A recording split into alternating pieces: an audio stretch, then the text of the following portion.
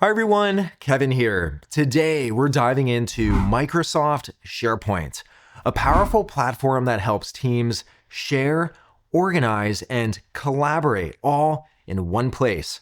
Think of it as a central hub for storing documents, building websites, and working seamlessly as a team. Let's get started by exploring how to get SharePoint. To get to Microsoft SharePoint, you can be in any Microsoft 365 online app like Outlook, Word, Excel, or PowerPoint. Here, I'm on Microsoft365.com. On this website or in any app, in the top left-hand corner, you'll see this waffle icon. If you click on this, this will show you all of your different Microsoft 365 apps. And here I see SharePoint. Let's click on this icon. This drops us on the SharePoint Start Page, and you'll use this page to get back to the SharePoint sites that you care about. Here at the very top, we see news from sites. This includes all of the latest updates from the different SharePoint sites that you're part of. And later on in this tutorial, we'll look at how you can publish your own news so it shows up here. If we scroll down a little bit more, we'll see another category with frequent sites. Think of this as the SharePoint sites that you go back to time and time again. So here, these are likely the sites that you're interacting with the most. Within each one of these SharePoint sites, you'll also see recent activity related to those sites. If we scroll up the page, over on the left-hand side, we'll see two additional categories. Following is a curated list of sites that you care about. Here, if I scroll down a little bit, let's say that I really care about this communication site, but I may not necessarily go back to it all that often. I can click on this star icon. Now, if we go up, here we see it's now pinned on this list with following. So in a sense, this is a pinned list of sites. Down below, you can also click on See All to see all of the different sites that you're following. Here, I can see my list. I'll click on Back. Under Following, we have another category called Recent, and this is a list of all the different sites that you've visited recently in chronological order. With all of these different views, you have plenty of ways to get back to the SharePoint sites that you care about. Over on the left-hand side, we have the SharePoint navigation menu, and you'll see this on any SharePoint site. At the very top, if we click on this home icon, this will bring us right back to where we are right now, the start page. Over on the left-hand side, we can click on this icon, and here too, we can also get back to our frequent sites and our followed sites. The exception though, you can't get back to any recent sites from here. If we click on this icon, you can see an aggregation of all the news from all of your different SharePoint sites. Right down here, you can view all of your different files across your SharePoint sites, and this is ordered by recency. Right here, you can also get a recent view of all the different lists that you've worked with on SharePoint. Then at the very bottom, if we click on this icon, we can create new content. For example, we can create a new news post. That way you can have news show up on the start page. Right over here, you can set up a page, a site. You have different Office document types like Word, Excel, PowerPoint, and so on. Let's click out of this. At the very top of the page, we have a search field, and you can use this to search for sites, files, and people across all of SharePoint. Of course, for an item to show up in search, you also need permission or access to those different items. Let's say, for example, that I'm looking for the employee handbook. I could type in employee, and here, one of the files that shows up, it's a Word document, it's called the employee handbook, and I could click into it and access it. Now that we've talked about some of the capabilities of the start page, I actually need to get some work done. At the Kevin Cookie Company, we're launching a new cookie called the Mint Condition Crunch, and I think a SharePoint site would be perfect to organize all of the content that the team is pulling together. To create a new site, in the top left-hand corner, we have this icon here that says Create Site. Let's click on this. This opens up a dialog where you can select the type of site you would like to set up. You can set up either a team site or what's called a communication site. So what's the difference? A team site in SharePoint is designed for collaboration. That's where team members come together and you can share, edit, and work together on documents and projects. A communication site, on the other hand, is meant for broadcasting information to a wider audience. Think of things like company news or updates or announcements, and it's not focused on team collaboration. In this case, we're launching a new cookie and I want to collaborate with other team members. So a team site is the right type of site for me. Let's click on this. On this next screen, you can choose a template for your SharePoint site, and there are lots of different options that you can start from, and a lot of them look really nice. Of course, with any of these templates, you can go in and you can modify the images, the text, and even the different web parts or components of the SharePoint site. I'd like to show you the core functionality. So right in the top left-hand corner, I'm going to start with the standard team, basically just the core capabilities of SharePoint. Let's click on this one. This shows me a larger view of the template. In the bottom right-hand corner, let's click on Use Template. On this screen, I can give my new SharePoint site a name. Right up above, let's call this the new cookie launch. I could also type in a site description.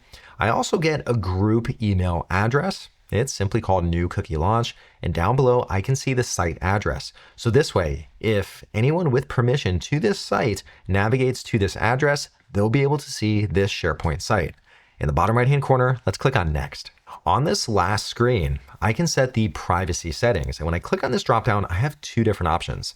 I can set it to public, and that way anyone in my organization has access to this site. Or alternatively, I can set it to private. So I have to select who has access to this site. I'd like to limit who has access, so I'll select private. Down below, I can choose a language. I'm fine with English. Now, let's click on Create Site. SharePoint has now created the site. But before we jump into it and look at our new SharePoint site, we can also define who else should be able to access this SharePoint site. Of course, I don't want to work on this site alone. It's a lot more fun when you have other people to work with. Right here in this text field, I can start typing in other people's names from my organization. Now, I think it'd be good to have Patty work on this. She's my manager. She's also the president. I'll select her. And let's also add Nestor. I'll select him. So I have these two members. Underneath their names, here we see a drop-down where you can set their permissions, and you have two options. You can be either a member or an owner. So what's the difference? Well, right over here, you can see what a site owner can do and what a site member can do. As an owner, you have full control over the SharePoint site. You can change the layout of the site, the theme, you can set permissions, all these different items. As a member, on the other hand, you can add and remove site content, you can add files, pages, lists, but you cannot change the SharePoint site layout, the permissions, and these different items. Now, for this, I'd like Patty to also be an owner. So I'll set her as an owner, and I think it's appropriate to leave Nestor as a member. So I'll leave it set to that. Now, you can always go in and you can add additional members in the future. For now, I think this looks good. So in the bottom right-hand corner, let's click on Finish. Look at this. We now have a new SharePoint site. Nice work. Now, I just remembered I left off one critical team member. Of course, it's very easy to add additional people after you've created your site. In the top right-hand corner, I see this icon that says 3 members. So me, Patty, and Nestor, but I'd like to also add Adele. Over here, I can click on members and I have the option to add additional members. Let's click on this and let me type in Adele's name. I don't know how I forgot her. She's our retail manager. I'll click on her name. Here too, I can also set her permissions, but I think member is fine for her. And down at the bottom, I'll click on Save. And just like that, we now have 4 members who have access to this site. Now remember, I set this SharePoint site to be a private site. What that means is that only the 4 of us have access to this site. In the top right-hand corner, I'll click on the X icon. On this SharePoint site, some things may look familiar. Over on the left-hand side, we have this left-hand navigation again that we saw on the Start page. This way, here, if you click on this icon, you get back to that SharePoint Start page, and you have all these different items. Up on top, we also have a search field, similar to what we saw on the Start page, but there's a key difference. On this page, you can search within this SharePoint site. On the Start page, that search field searches across all of your different SharePoint sites. Over on the left-hand side, we have a navigation menu for this SharePoint site. Currently, we're on the home view, and this is the page that we currently see. Underneath that, there's something called Conversations, and if we click on this, this will take us to a shared Outlook inbox for this team site. We also have something called Documents, and documents are really the heart and soul of SharePoint. In fact, when SharePoint first started, it was a tool to find and retrieve files. And in a moment, we'll take a look at some of the amazing capabilities that you'll find here. You can place documents in here to collaborate with your different teammates. Underneath that, we have something called a notebook, and clicking on this will open up a shared OneNote where you can collaborate with your team. You also have something called Pages. Right here, you could click in and you can view all the site contents that are part of this team site. And then you also have a recycle bin. So let's say you delete a document, you could always go back and recover it. Now, let's start by jumping into documents. I'll click on this item right here. There are currently no documents in this document view, but we can very easily change that. Up on top, I can click on this new icon and I can create a new folder. And here you have all your standard Office document types. For example, a Word doc, an Excel workbook, a PowerPoint presentation, and the list goes on. When I create one of these files, anyone else who has access to this team site will also be able to come in and they'll be able to review and edit and work on those documents. Right up on top, you can also upload content directly into this SharePoint site. Here, you can upload files, a folder, or even a template. Now, I have a file on my computer. I have a Word document where we pulled together plans for this new cookie launch. So I'll simply drag and drop it in, and here we now see my new Word document is part of this team site. As a quick aside, you can also save from your different Office apps like Word, Excel, and PowerPoint directly into your SharePoint site. Here, I have that cookie launch plan open in Microsoft Word. In the top left-hand corner, I can click on the File menu, and let's go down to Save a Copy. Over here, I see OneDrive as an option, and down below, I have quick access to all of my different SharePoint sites. If I click on Show More, here I see all the different SharePoint sites that I have access to. So over here, I can choose one of my SharePoint sites, and then I can save it directly to that team site. Back now within SharePoint, over here, I see these eyelashes next to the title name. This lets me know that this is a new file on this SharePoint site. I want Patty, my manager, to review the launch plans, so I really need to bring her attention to it.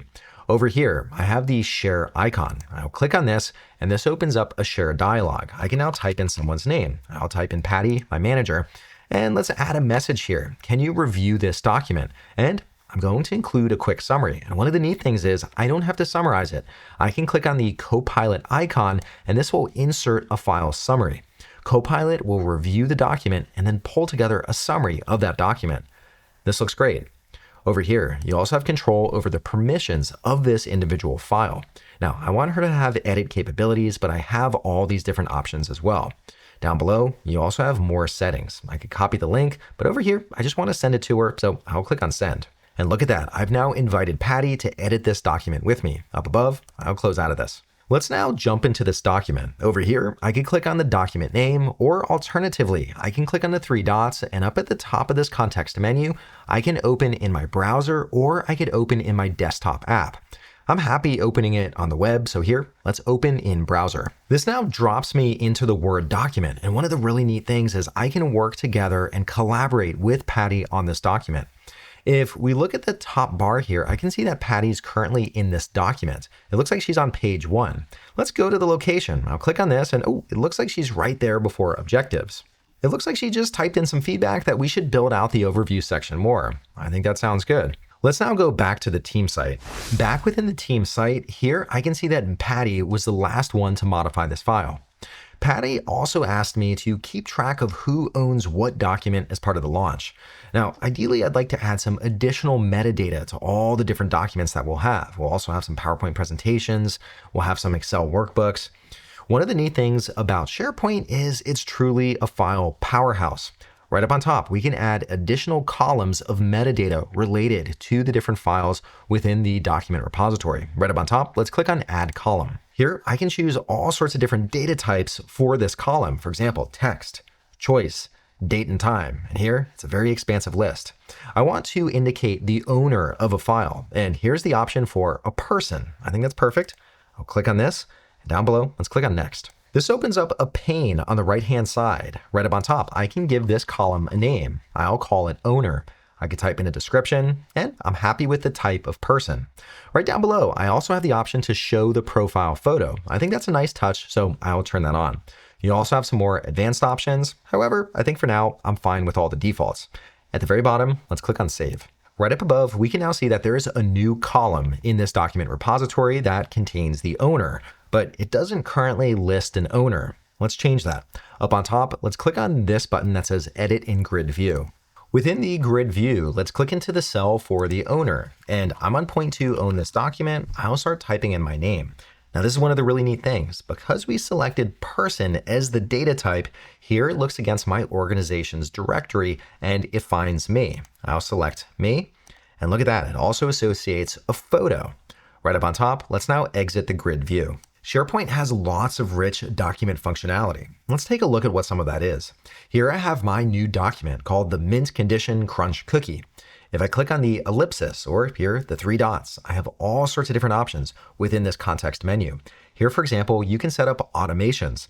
Let's say you have some type of approval process or you need sign off on a document.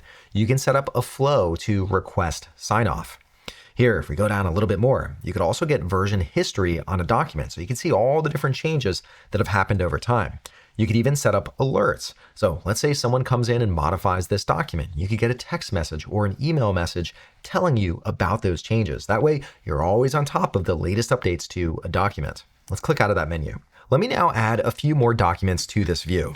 I've now added more content to this repository. Of course, as you start adding more and more content, it may become more difficult to get back to what you're looking for. That's where search comes in. Right up on top, you can search against just this library. You also have a variety of different sorting and filtering tools. Right down here, you can sort any one of these columns. Right on top, you can also adjust the view. Here, you could adjust how compact the view is, whether they're tiles. Over here, you could also filter the view. So let's say I'm just looking for Word documents. I'll click on Word. Once you filter this view down, over here, you can always save this view so you can easily get back to the different sorting and filtering that you've applied. Right over here, I'll turn it back so we can see all the document file types. Let's now go back to the main team site. Over here, I'll click on Home. Back on the home page of this team site, personally, I think it looks just a little bit bland. So let's change that. In the top right-hand corner, let's click on this edit icon to edit what this team site looks like. This now drops me into the editor and I can modify everything about this page. The page itself is made up of sections and also web parts. So right over here, I have a section with two columns. I have one column with the news, one with quick links. And within this section, I have what's called a web part. So over here, I have a news web part. This is a quick links web part. Here I have a documents web part.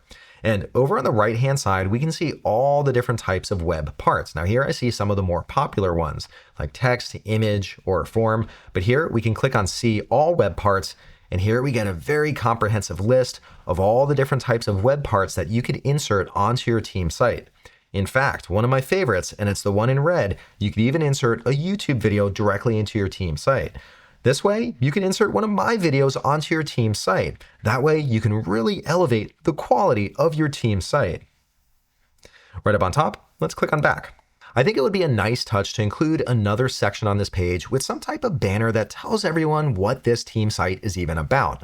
Let's click on add a section. And here you'll see all the different types of sections that you can add to a team site. You could add one column, two columns. Right here, we see two columns down below, three, and so on. Now I want a banner on top. So let's go with the full width section. I'll select that. And here I now see my new section. And it looks like this section can only include one type of web part, and that's a banner. So let's click on the banner here. This has now inserted a banner. Let me type in the title. With any web part that you insert on a page, if you click into the web part, you get this context menu that allows you to modify different properties of that web part. Now, I don't know if this blue background gradient works. So right up on top, I can click on this to modify the background. Let's click into stock images and let's search for mint to see what shows up. And look at this. I love this green background with the mint on it. I'll select this. Let's click on insert, and that is looking beautiful. As you're designing your team site, you may decide that you want some inspiration, and this is where AI can help. With this section selected, over on the right-hand side, we have this icon that contains design ideas. And when I click on this, this will pull up all sorts of different ways that I can present my header. So here, for example, maybe this looks nicer. Or down here, I could even see more ideas. Let's try this one right here. I like that. It makes the text stand out a little bit more and it's easier to read. I like that. You can use these design ideas for any sections that have images and also text content. Right up on top, let's close out of design ideas. Since we're launching a new cookie, it probably makes sense to have some type of countdown timer that shows when we're launching the new cookie. So right over here, let me go into this section right here. And let's add a new web part into this column. I'll click over here and I see all the different web parts. Now I could go through this list to try to find what I'm looking for, or I could simply search for it right up above. Now I want a countdown timer. So let me type in countdown and here it is. Let me click on this one and that inserts a countdown timer onto my page. Right up on top, let's type in a title, countdown to launch. Just like we saw with the header, you can also modify the properties of the countdown web part. With this web part selected, over here I get this context menu, and let's click on Edit Properties. Over on the right-hand side, let's select a new date. 24 hours really isn't that much advance notice. So over here, let's set it to the end of February. I'll select the 28th, then I'll close out of this, and here we now see the countdown timer has been updated. Once you're all done editing what your team site looks like, in the top right-hand corner, let's click on this button that says Republish. Right over here, let's click on Republish. Now that I've republished this page, anyone who has access to this team site will now see the new updates that I published. This is looking pretty nice. As part of this launch, we'd like to keep track of who is on point for what. And it turns out SharePoint has something called lists, which is really perfect for this. In the top left-hand corner, let's click on this new menu. And here we could add all sorts of different items to our SharePoint team site. Right up on top, we have the option for a list. Let's click on this. On this page, I have a few different options for creating a list. I could start with a blank list, an existing list, or even from an Excel spreadsheet. Down below, I also have various templates that I can start from, and you have lots and lots of different options. Now, I'd like to keep track of this project, and I think a work tracker might be the right option. So let me click on this, and here I see a preview of what this looks like. I think this will be perfect. In the bottom right-hand corner, let's click on Use Template. This name here, Work Tracker, that works for me. And over here, I can also choose to show this in the site navigation. So that way it'll show up in this list on the left-hand side. Let's click on Create. This drops us into a new SharePoint list. Now, you might be wondering, what exactly is a list? Well, it's a great way to organize, store, and manage data in a structured format, all within SharePoint. It's really like an online spreadsheet, but you could use it to track tasks, contacts, or any other information. And you get advanced features like sorting, filtering, sharing, and you could even add different views to your list. It has some really incredible functionality. Up on top, let's click on Add New Item. Let me go through and add the first work item. I've now filled in all the details. Down below, I'll click on Save. I've now added my first work item, and we see it here. I need to reserve a blimp to promote our new cookie. It turns out blimps are still very effective at promoting new product launches. And here we see all the different details. Now, what makes this even more powerful than an Excel spreadsheet is you can view all of the items in your list in many different ways. Now, currently I'm viewing all items, but here you could group by priority, and here it automatically groups all of them by high. Or here I could see just my work items. So now it's filtered down by the assigned person who's on point. You could even pull up what's called a progress board. Now, I put this in progress, but I really haven't started, so I should probably pull this back to not started. You could also add additional views. For example, currently it's in a list view, but you could pull in a calendar, a gallery, a board, and you get all these different views that you could create and easily jump to. So you could visualize all of the data in your list in all these different ways. There's so much power here. In this video, we're just scratching the surface of what's possible. In the top left-hand corner, let's go back to the home team site.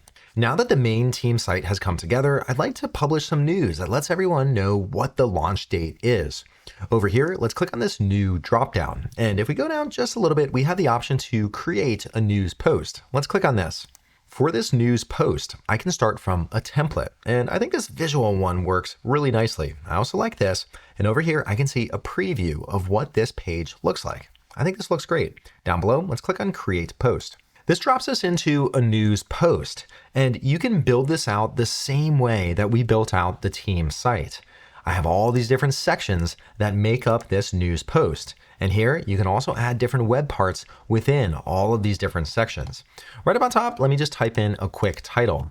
Let's call this the Mint Condition Crunch launches on 2/28. That way everyone will know about the launch date. Of course, I could come in here and I could modify all the text, but for now, I think this looks great. In the top right-hand corner, let's click on Post and Send. The news has now been published on SharePoint, and you'll also see this on the SharePoint Start Page.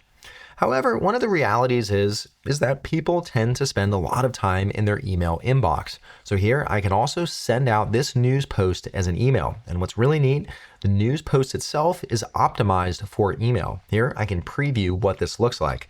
For now, I'm fine not emailing this out. So down below, let's click on Skip. Let's now go back to home in the top left-hand corner. And if we scroll down the page just a little bit, here I can see my news post. I've now loaded up all of these different files within this SharePoint site, and they all have valuable insights. but it's a little hard to unlock all of them. Recently, SharePoint launched something called SharePoint Agent. You can use AI to reason over all of this content within this SharePoint site. Up on the top bar, here we have the Copilot icon.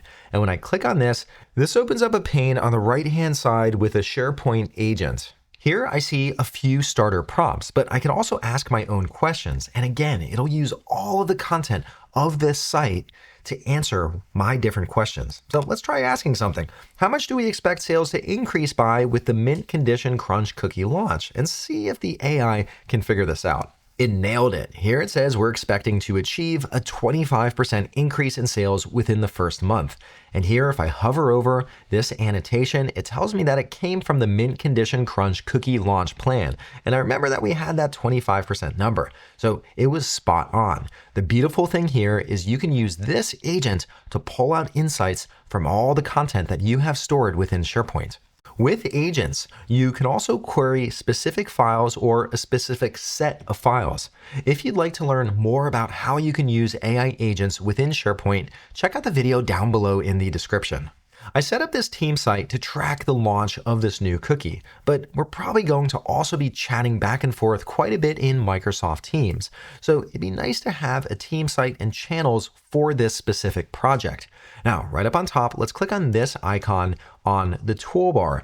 And here we have the option to add real-time chat. Let's add this to Microsoft Teams. Down below, let's click on continue. Let's go with the home page. I can also go through and select what elements I want to bring into Microsoft Teams, but I think home is fine. Down below, let's click on add teams. Within Microsoft Teams, over within Teams, I now have a new team for the new cookie launch. And everyone who's part of that team site will also have access to this new team. Here I could click into posts, and we don't yet have any posts, but here's a really neat thing. If I click on files up on top, this shows me all of the different files within the SharePoint site. Now currently I'm in the general folder, but here let's click back into documents, and here I can see all of those different documents that I have on the SharePoint site. Right up on top, I can also click on this tab for site, and here you probably recognize this. This is the team site that we just put together. It's looking really nice, and this is now all available directly within Microsoft Teams. Now, you may want to add a team site to an existing Teams channel. Let's have a quick look at how you can do that. Back within SharePoint, go up to your browser and then copy the URL of your SharePoint site. To add this SharePoint site to an existing team, select the team that you would like to add it to. Here, I'm in the Kevin Cookie Company University under General. Right up on top, I see all these different tabs. Let's click on the plus icon to add a new tab. Then you could either search for SharePoint, but I see it right here. So let's select SharePoint. Right over here, I can add content from the Kevin Cookie Company University, or I can even add any SharePoint site. Let me select this, and then I'll paste in the link, and then let's click on Save. And look at that, I've now added a new tab directly within Microsoft Teams with this team site that we just put together. This is looking really nice. Now, I could also click on this dropdown and I could rename it just to make it clear where this tab goes. Now that I've started spreading the word about this SharePoint site and I've invited other people to work with me on all the different content here, I might be interested in seeing, are people actually coming? On the homepage of SharePoint, we have this option to click into the analytics. And when I click on this, I can review how many people are coming to this page to view it, what my page views are, how much time they're spending on the page on average. And here I could go down and I have a variety of different analytics. That way I can tell, was my page efficient and is it getting people to come? All right, that was a high-level overview to help you get started with SharePoint. Let me know if you have any questions or comments down below. And before we go, here's a little something to leave you smiling. Why did the cookie go to the doctor? It felt a little crummy. Ooh, that was lame.